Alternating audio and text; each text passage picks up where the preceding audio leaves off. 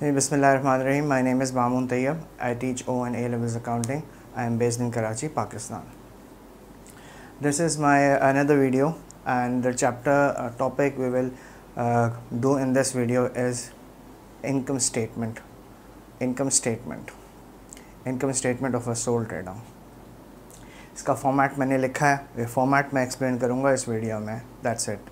इसके अलावा इसके जो क्वेश्चंस हैं you will find in another video. देखिए, फाइनल अकाउंट्स हम कहते हैं फाइनेंशियल स्टेटमेंट्स को, और फाइनेंशियल स्टेटमेंट में दो चीज़ें इंक्लूड होती हैं for the purpose of O levels. O levels के पर्पस पे, ओ लेवल्स के लेवल पे, ओ लेवल के स्टैंडर्ड्स पे हम फाइनेंशियल स्टेटमेंट्स में दो कंपोनेंट्स कंसिडर करते हैं, इनकम स्टेटमेंट और statement of financial position. Income statement हमें हमारे बिज़नेस की परफॉर्मेंस बताता है, और स्टेटमेंट ऑफ फाइनेंशियल पोजीशन हमें हमारे बिज़नेस की फाइनेंशियल पोजीशन बताता है, वर्थ बताता है. इस वीडियो में हम सिर्फ इनकम स्टेटमेंट को कंसिडर करेंगे. इनकम स्टेटमेंट हमें हमारे बिज़नेस की फाइनेंशियल परफॉर्मेंस बताता है in a given period of time, that is usually 1 year. ठीक है जी, एक साल में हमारे बिज़नेस की फाइनेंशियल परफॉर्मेंस कैसी रही, हमारे क्या रेवेन्यूज़ थे, क्या एक्सपेंसेस थे, क्या हमारे प्रॉफिट्स रहे. That is the thing which we get out of income statement. Income statement के दो फॉर्मेट्स हैं. एक फॉर्मेट मैंने यहाँ लिखा हुआ है, एक फॉर्मेट मैंने इस कॉलम में लिखा हुआ है. मैं ये फॉर्मेट आपको समझाता हूँ. 2 कॉलमनर फॉर्मेट है ये. इसमें 2 कॉलम्स हैं. सबसे पहले पार्टी का नाम आता है, जिस बिज़नेस के आप फाइनेंशियल स्टेटमेंट्स बना रहे होते हैं, जिस बिज़नेस के आप इनकम स्टेटमेंट बना रहे हैं, उसका सबसे पहले नाम आता है ABC. से फॉर एग्ज़ाम्पल क्वेश्चन में जो बिज़नेस दिया हुआ है वो ABC है, आपने वो लिखा. इनकम स्टेटमेंट सेकेंड लाइन में लिखा, और फिर पीरियड लिखा थर्ड लाइन में, फॉर द ईयर एंडेड 31 दिसंबर 2018, और फिर एक लाइन ड्रॉ कर दी. This is the layout, the structure, the design, the format, ठीक है, of presenting the income statement. 2 column है, first column, second column, internal column, external column, जो भी नाम दे दें, ठीक है ना. लेकिन ये डेबिट और क्रेडिट बहरहाल नहीं है, ठीक है ना. ये जो कॉलम्स हैं ये डेबिट कॉलम और क्रेडिट कॉलम नहीं है. ये डेबिट कॉलम और क्रेडिट कॉलम नहीं है. ये फर्स्ट कॉलम और सेकंड कॉलम है, internal and external column, what ever name you may give. ठीक है. सबसे पहले सेल्स आती है, और सेल्स की फाइनल वैल्यू आउटर कॉलम में आ जाती है, यानी सेकंड कॉलम में आ जाती है. ये सेल्स को रेवेन्यू भी कहते हैं. इस सेल्स को हम रेवेन्यू भी कहते हैं. अभी जो पेपर्स आ रहे हैं उसमें रेवेन्यू भी लिखा हो सकता है. हमने वो सेल्स की फ़िगर लेनी है और वो यहाँ पे लिख देनी है आउटर कॉलम में. रेवेन्यू की फ़िगर हमें ट्रायल बैलेंस में मिलेगी. ट्रायल बैलेंस हमें क्वेश्चन में गिवन होता है, हम उस ट्रायल बैलेंस में से रेवेन्यू की फ़िगर यानी सेल्स की फ़िगर निकालते हैं, इधर प्लेस कर देते हैं. फिर लेस कॉस्ट ऑफ सेल्स लिखेंगे इस नेक्स्ट लाइन में, और उसको अंडरलाइन कर देंगे. ये लेआउट है, ये प्रेजेंटेशन है. फिर उस पर लिखेंगे opening inventory. You will always find opening inventory on the debit side of the trial balance. जो ट्रायल बैलेंस आपको गिवन होगा क्वेश्चन में, या लिस्ट ऑफ बैलेंसेस आपको क्वेश्चन में गिवन होंगे, उसमें से आप ओपनिंग इन्वेंट्री की फ़िगर फाइंड आउट करेंगे. ओपनिंग इन्वेंट्री की फ़िगर के आगे यूजली डेट भी लिखी होती है. ना लिखी हो तो भी ओपनिंग इन्वेंट्री ट्रायल बैलेंस की डेबिट साइड पे हुई होता है, वहाँ से आप उठाएंगे फ़िगर को and you will post it on in the first column. Add कर देंगे परचेजेस. परचेजेस और परचेजेस ऑफ ऑर्डिनरी गुड्स, ये दोनों टर्मिनोलॉजीज़ यूज़ होती हैं क्वेश्चंस में. रिसेंट क्वेश्चंस में परचेज ऑफ ऑर्डिनरी गुड्स के नाम से नरेशन गिवन होती है ट्रायल बैलेंस की डेबिट साइड पे. ठीक है, हमने उसको यहाँ पे लिख दिया परचेजेस को.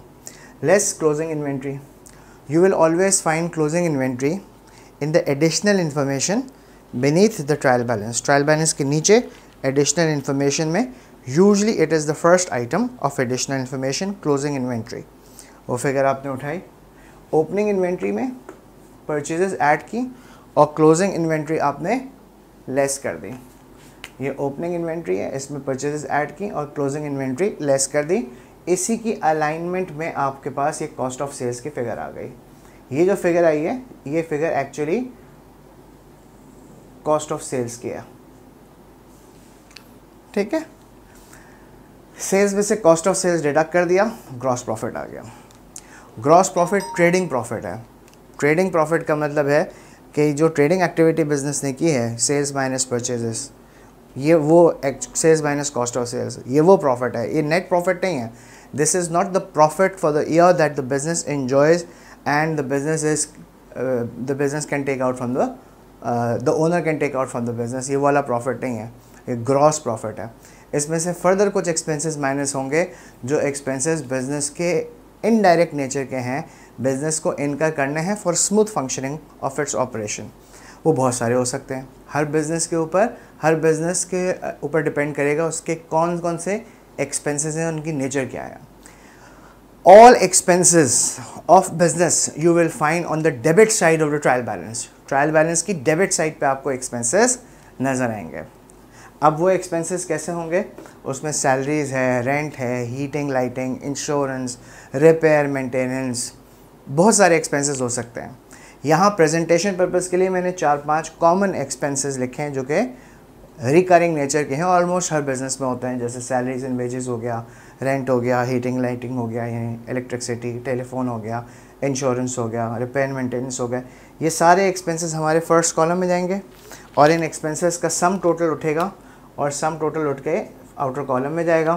ग्रॉस प्रॉफिट से वो डिडक्ट होगा and we will find profit for the year. We will get profit for the year. We will get profit for the year. Done हो गया ये? ओके.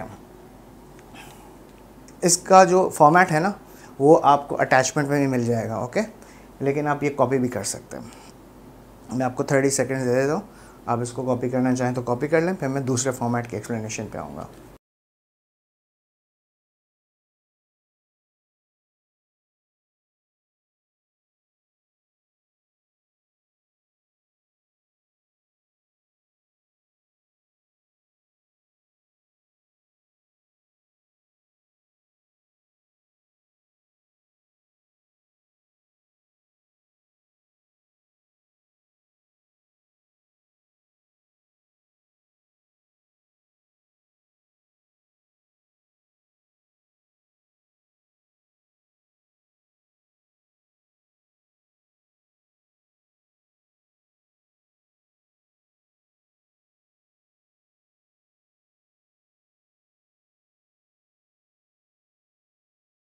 फाइन. अब हम सेकेंड फॉर्मेट पे जाते हैं.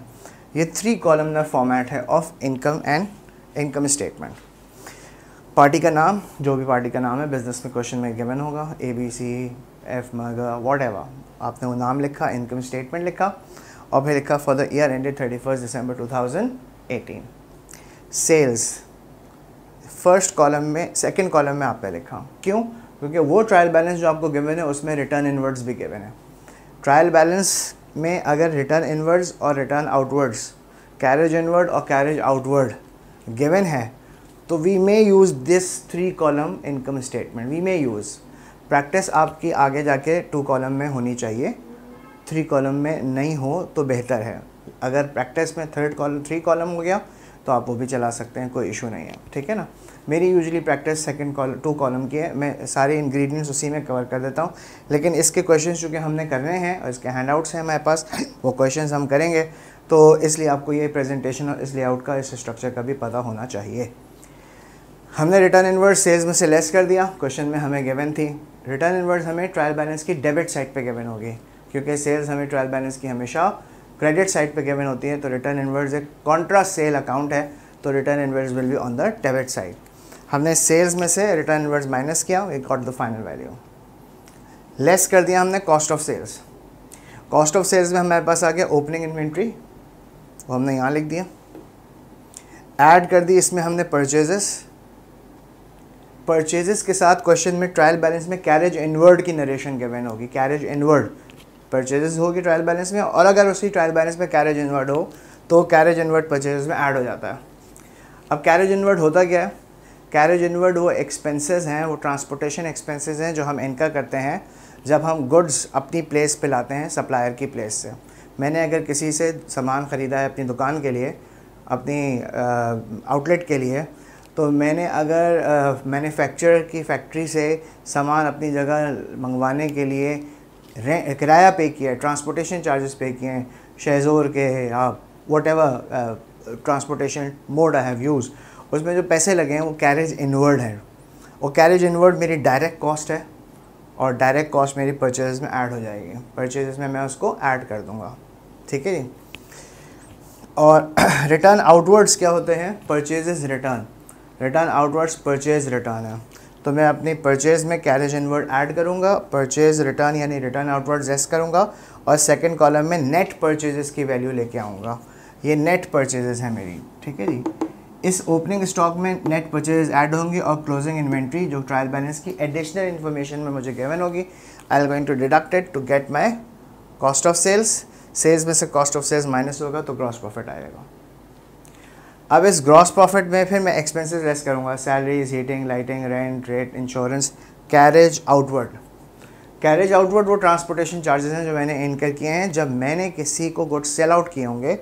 तो यकीनन अगर मैंने गुड्स सेल आउट किया और उसने मुझे कहा है, कस्टमर ने कहा आपको गुड्स की डिलीवरी आपके ऊपर है, आपने देनी है, और मैंने कोई ट्रांसपोर्टेशन चार्ज पे किया है, तो that is my carriage outward. अगर मैंने किसी कस्टमर को सेल किए हैं और उस तक पहुंचाना मेरी रिस्पॉन्सिबिलिटी थी गुड्स की, और वो खर्चा मैंने पे किया ट्रांसपोर्टेशन का, that is carriage outward and that carriage outward will be part of my expense.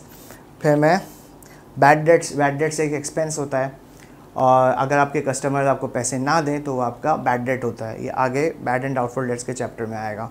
और depreciation basically it's a reduction in it is an allocation of cost of on current asset because we use it. Depreciation के ऊपर भी हम बाद में बात करेंगे detail में। एक्सपेंसेस के नाम मैंने यहाँ पे इंसर्ट कर दिए जस्ट टू इंश्योर कि आपको कोई थोड़ा सा फेमिलियर हो जाए कि ये भी कुछ एक्सपेंसेस होते हैं, ठीक है जी। सारों को ऐड करके आउटर कॉलम में लेके जाएंगे, ग्रॉस प्रॉफिट से डिडक्ट करेंगे, will get profit for the year, right. अब आप इसको कॉपी कर सकते हैं, अटैचमेंट में इसका फॉर्मेट भी है। मेरे व्हाट्सएप नंबर पे भी आप मुझे टेक्स्ट मैसेज मुझे व्हाट्सएप कर सकते हैं, तो मैं आपको इसका फॉर्मेट भी भेज दूँगा, ठीक है जी।